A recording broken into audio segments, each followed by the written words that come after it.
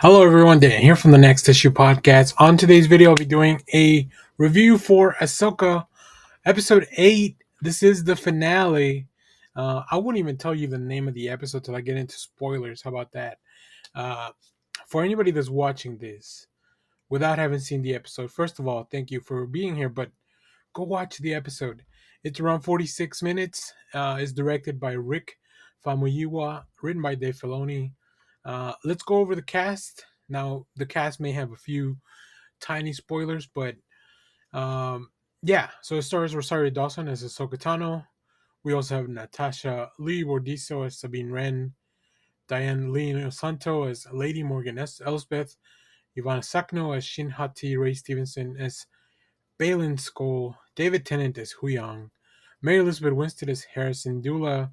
We also have Iman Esfandi as Ezra Bridger, Wes Chapman as Captain Enoch, and Lars Mikkelsen as Grand Admiral Thrawn. Um, so overall, I'm a little, I'm still ruminating. I literally just finished 5 minutes ago. I came back to the setup because I already had everything ready to go to shoot this video. So you're probably seeing this a little bit later because I won't be putting this out till I'll be putting it out the morning of the premiere as opposed to when it comes out at night. But I'm glad that Disney puts them out a little bit earlier on Tuesday evening, so I have enough time to watch it, do a video, all that stuff. So um, I'm very happy with the season overall, and this episode had a lot of action. It had a lot of tying up some loose ends, and then, but there's no way they were gonna cover everything, right? I think the question was gonna be, what were some of the things we're gonna leave out? Uh, I'll say this up front. One of the things that kind of my complaints, if you will, my gripes about this last episode, we got to see very little of both Ray Stevenson as Balin and Ivana Sakno as Shin Hati. I really, really grew to love those characters. Uh, so, like, the fact that we don't get to see much of them, which makes sense. It's a big episode. It's got to be filled with like some of the really, really important stuff. But there's so much. There's so many little. As I was going down, taking notes and all that, I wrote down some little Easter eggs that are there for people that have watched Rebels, the OG Clone Wars, all that other stuff. So, yeah, really, really cool stuff. But overall, like I said, I think it's a great season. Whatever they're gonna do next, I'm very excited for. The performances were great. Standouts. Like I said, Ray Stevenson. You know, uh, who has unfortunately passed. Balin Skoll was just such a good antagonist uh, from the beginning. Right, he opens up the show and all the way till the end. Like Grace Stevenson just has that presence. Also, Lars Mikkelsen, I think he really captures the essence of Grand Admiral Thrawn. I love the continuity because he was the one that voiced him in the series, and I grew to really enjoy the look because it looks like a disheveled, like he's kind of downtrodden because he's been away in this other planet. Also, Diana Leon Santo, she can act, she can fight, she's spooky, so I love it. Um, David Tennant is Huyang. To me, remains the heart of the show. And of course, Rosario Dawson and Mary Elizabeth Winstead, both of them like having to have the prosthetics on all the time, especially Rosario Dawson because she was in pretty much every episode. She had action scenes in every episode where she had to be moving around with that. But yeah, great performances by the cast, and of course the chemistry between Sabine and Ezra. Like once they got there, like it was just back to where we were at Rebels. So Natasha Libordiso and Imanis Fandi just doing a great job there. So yeah, really really enjoyed the season. So let's get into spoilers because this is going to be a long one. You've been warned if you haven't seen the episode. Spoilers ahead. First of all, the name of the episode is called the Jedi, the Witch, and the Warlord. To me, that feels like a little bit of a play on the Narnia, right? Because they are like in this other place. It's also thematically a little bit similar, not exactly, but it's a little bit similar. And then, of course, we have the Jedi, with the witch and the warlord. So yeah, really really cool stuff. I love that title. It was amazing. Once I saw it, I was like, hell yeah, let's go. So we kick off the episode with Thrawn still taking no chances. This part of his character has been so consistent, where he plans ahead. He doesn't take any chances. He's not leaving anything else. The last time he left anything up to chance or anything that he underestimated an opponent, he wound up over here in Peridia, right? So no more of that. Uh, the mothers give Morgan a gift of shadows. First of all, real spooky vibes. I love that stuff. We need more of that in Star Wars. Why are we not doing more Star Wars horror stuff? If anything, this episode, and I'll talk about it later a little bit some more, it showed that horror really also works in Star Wars. So she was given no, some powers, and the Blade of Talson. uh, Now, Mother Tolson is a character. She's the I'll just put in my notes, the OG Night Sister. But yeah, Mother Tolson used to be in charge in Dathomir. That blade is what she used to fight Maze Windu. So the blade's kind of a badass itself. So we catch up with Ezra, who learns about the purge in Mandalore, learns about everything that the Empire kind of did afterwards too. So we understand why we understand why he understands now why Sabine is kind of acting the way she does. While all this is happening, he's building a new lightsaber, and he's looking for a specific thing. And of course, Hu Yang, who knows everything, he's always dropping knowledge. He remembers. Hu Yang remembers Kanan Jarrus, aka Caleb Dune, as he knew, as Hu Yang knew him. Right, he changed his name after Order 66 to be hidden. But yeah, they talk about that. They talk about the relationship between Ezra and his master, which is really nice. Sabine was there, which she also felt, not that she was slighted, but she always feels like maybe she has those shortcomings of not being the best apprentice. Uh, she goes outside the ship where Ahsoka is, and they chat about difficult choices and everything that's kind of led them up to here. But I think Ahsoka has finally made a full turnaround to understand that as the master to Sabine, she needs to stand by her and she needs to back up her choices, whether they're good or not. They talked about that. They talked about how Anakin was always backing Ahsoka's play, so that was really nice. They also do a little bit of paraphrasing of the "do or do not." There is no try. The very famous phrase. But Yoda, when Ahsoka asks Sabine, "Have you kept up with your training?" and Sabine says, "I try," and then she corrects herself and she says, "I do." So like, same sentiment, right? Which was I thought that was really maybe a little bit of cheesy writing, but I think it really works as in the Star Wars, right? Of course, we have some TIE fighters coming down to attack the ship, which is once they knock it off its axis, like Ahsoka and Ezra go down to like hold it with the Force, which is really cool. But yeah, their ship looked like it was done, um, and then because they don't have a ship now, Thrawn is preparing for a ground strike. Who There's a group of troopers that they know they'll probably be left behind. They're willing to die for Thrawn. This is the extent of what Thrawn is doing and his brainwashing and how loyal people are to him. People are willing to die and be left behind forever in this other place that no one can get to for him. So yeah, that was crazy. That was nuts. It was a large group of troopers too, which we'll come back and talk more about.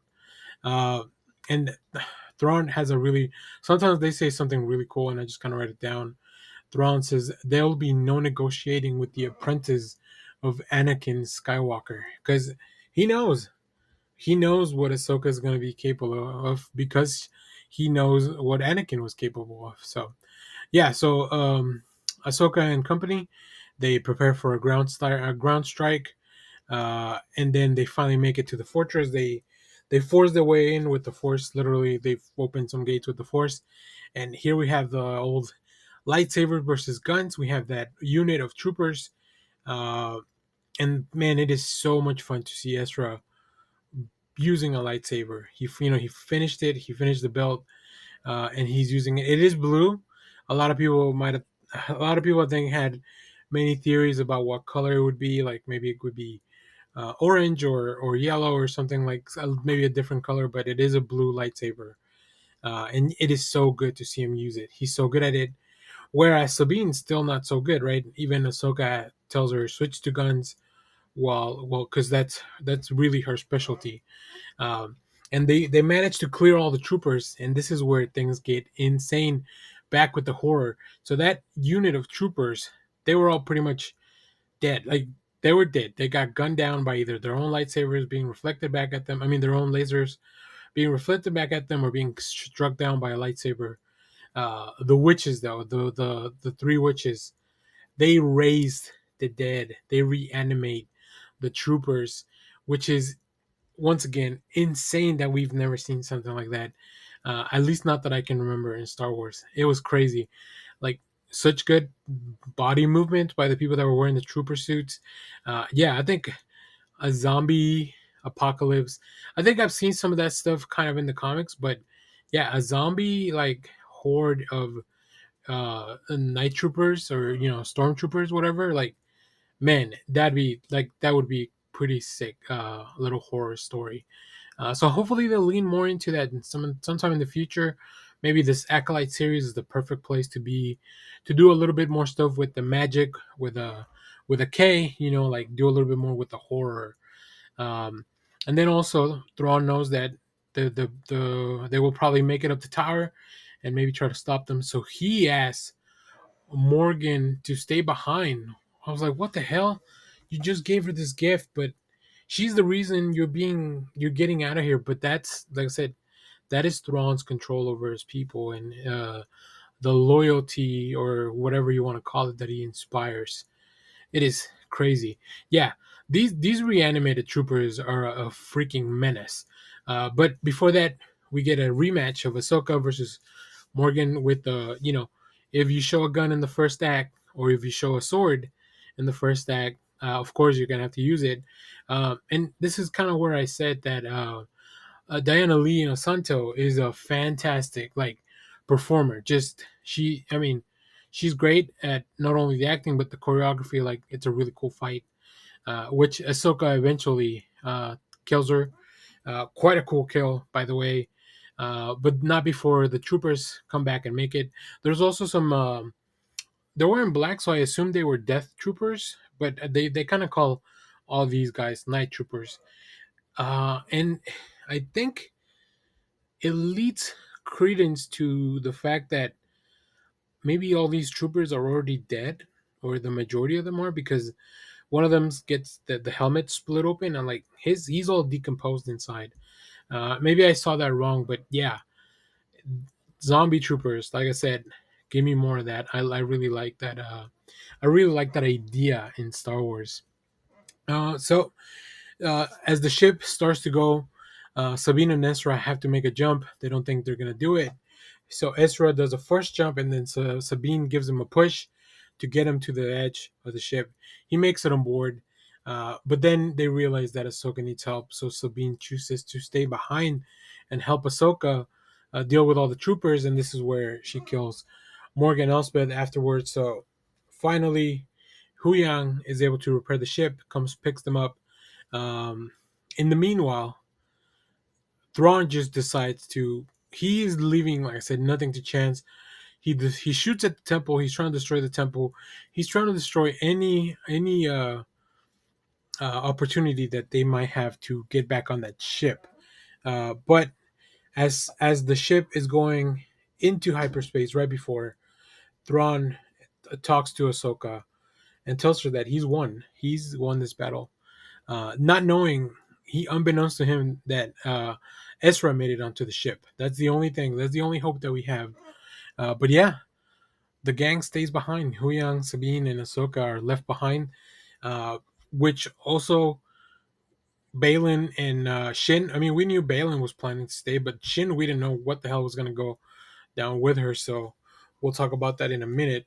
Um, as they kind of regroup, there's a really cool thing where we see a little owl. Now, if you are a longtime fan of the Rebels, uh, we know that this owl, maybe it's not the Rebels, maybe it's Clone Wars, but either way, we know that this owl is connected to Mortis and the daughter and all that stuff.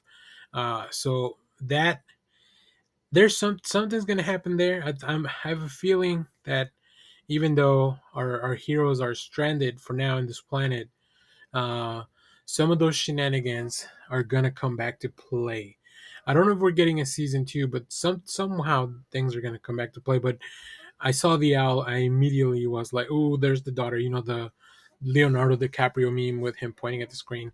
Um, to kind of wrap things up for the episode, we see that Chin stayed behind. She goes back to the bandits that are all dressed kind of like samurai, and I guess maybe she's gonna join them or even lead them.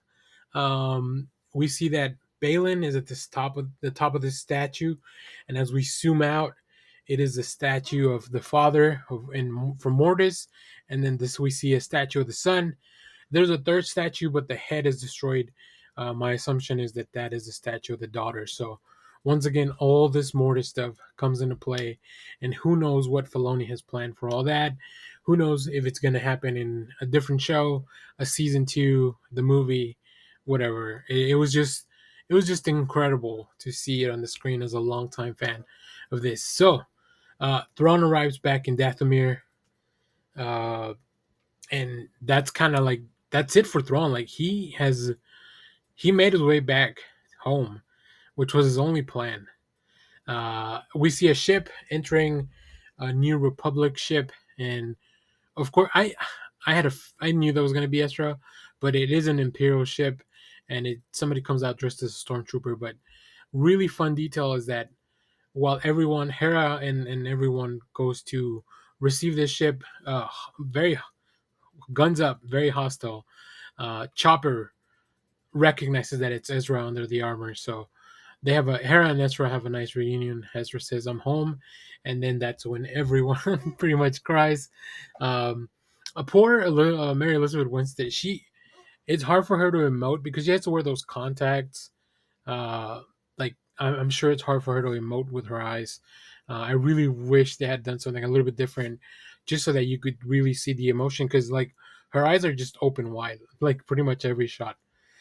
So yeah, and then we cut back one more time to see Ahsoka and the gang, and they're looking off into the distance.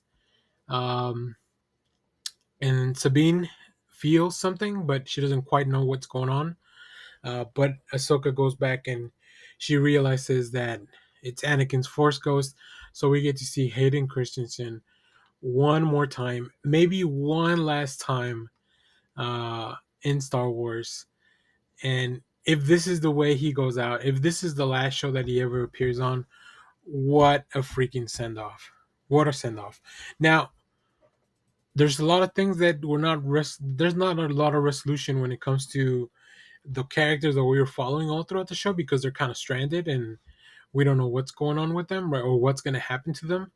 Like if you think of like the timeline of Star Wars, it kind of would make sense that they would get stuck in somewhere else forever that's inaccessible, and that's why they're not involved in all the stuff that happens later on in the prequel movie or in the sequel movies, which is, oh man, a whole other thing to unravel.